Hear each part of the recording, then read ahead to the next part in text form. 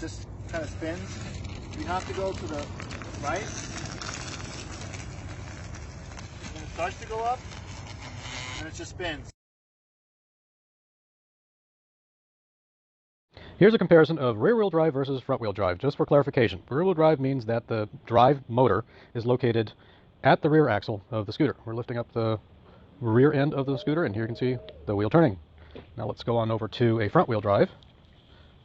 As you can see, this is the front of this mobility scooter. And that's a front-wheel drive, where the drive is located directly in line with the steering column.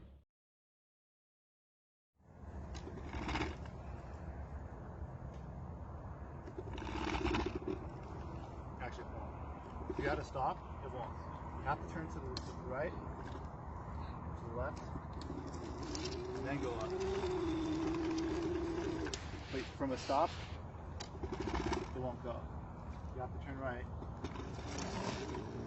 and then go. But you have that risk of falling over. It just kind of spins. You have to go to the right. When it starts to go up, and it just spins. Scoot really can't go uphill unless you move all your weight up front. Then you'll be able to go. But as soon as you go back, it just skids.